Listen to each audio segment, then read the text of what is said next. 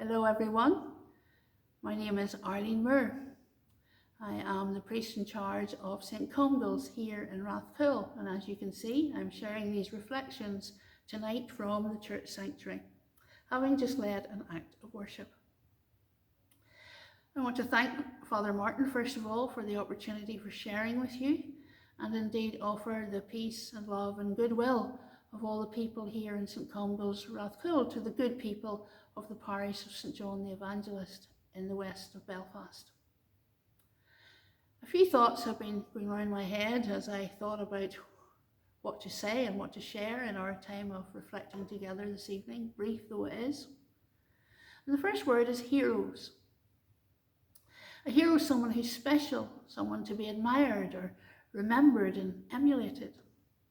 Someone who does some extraordinary thing for others. Someone indeed who demonstrates amazing character and bravery and who is worth celebrating. I wonder who your hero is. Today there's been a lot of talk on the radio and on the TV and even on social media about heroes. Family posting pictures of their loved ones, their ancestors, their grandfathers, great-grandfathers, and telling the stories to this current generation of those who had fought in World War II, and indeed World War I in some cases as well, but mainly World War II, and how they had accomplished great things and especially had achieved victory over the Nazis and the oppression of that regime. I wonder if that's your concept of hero. Perhaps not. Perhaps it's not your tradition particularly to celebrate those who fought in the world wars. Or perhaps you do remember others who served in various forces and fought in different wars. Are they your heroes? Or is your hero your father or your mother, someone you want to emulate? How many times I've heard at a funeral, if I was half the man or woman that my father or mother was, I'll be okay. People that we look up to and admire and want to emulate. Maybe it's someone from the world of sport or pop idols or celebrities. Those are our heroes. There are some other heroes that are not often talked about, at least in our tradition, and those are the saints. Saints are really heroes of the faith, heroes of the church. People who have lived their lives selflessly, who have been good to others, who have followed, of course, the ultimate hero, Jesus Christ. People who have left us a legacy, perhaps founded a monastic institution, perhaps develop some practice and spirituality that would be helpful for us in our journey. Perhaps something of their teaching that they have left that is an aspect of the Christian life and thought that would indeed be worth our attention. I wonder how you view the saint who is John the Evangelist. Is he someone that you admire, a hero of your faith? Is he someone that you look up to, that you see more of Christ in as you study the Word, which is the Holy Gospel according to St John, who probably authored that Gospel?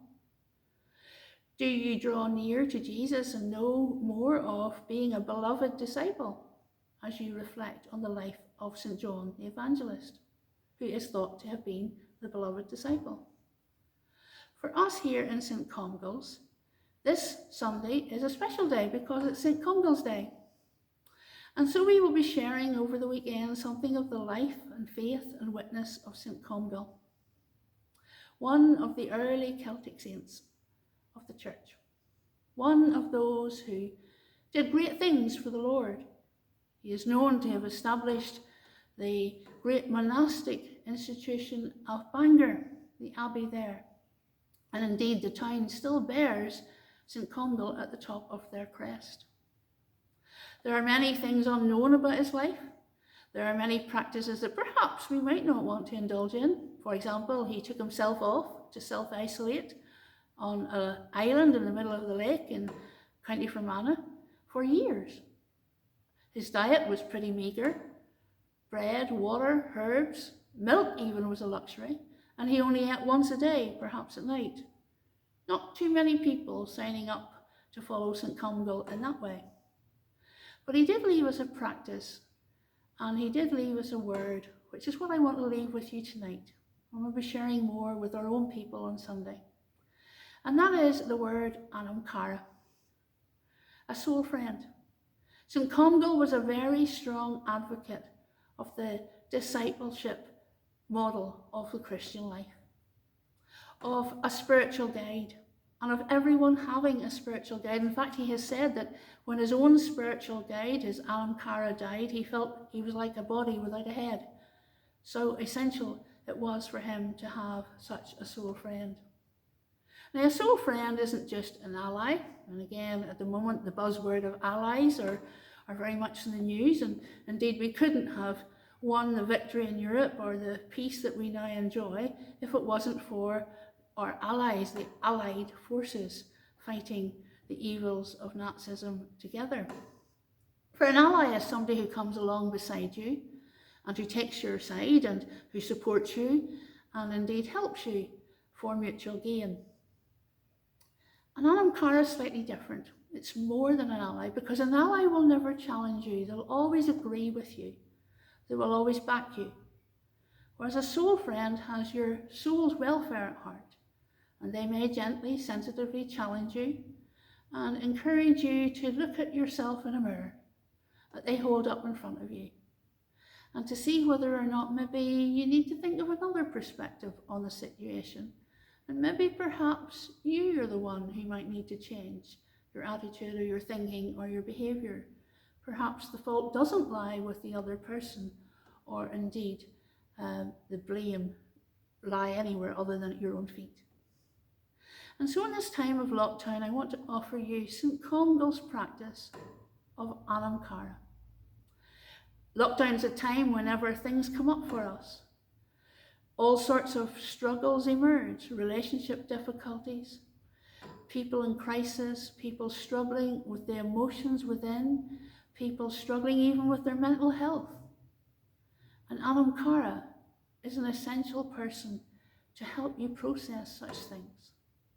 Perhaps during lockdown, it's an easy time to pick up the phone or to make a Zoom call or to send off a little note or an email asking someone for help. You can't meet for coffee, you can't have a chat round the kitchen table in the same way, but perhaps it's easier to lift up the phone whenever you can't have such physical closeness, and to tell your soul to someone else, and to know Christ's presence walking with you and revealing his light and his truth on your path and your journey. And so I just offer you the invitation to consider, who is my Cara? Who is that person for me that I can spill out my soul and tell it just as it is? Know that I'm not going to be judged, that they will listen to me, they will gently walk beside me like Christ himself and help me to see my way through. Help me, be my ally, but be more than that. Be my spiritual guide. Consider that this week as you go through the week, and see if there's someone comes to mind. Thank you for listening. God bless.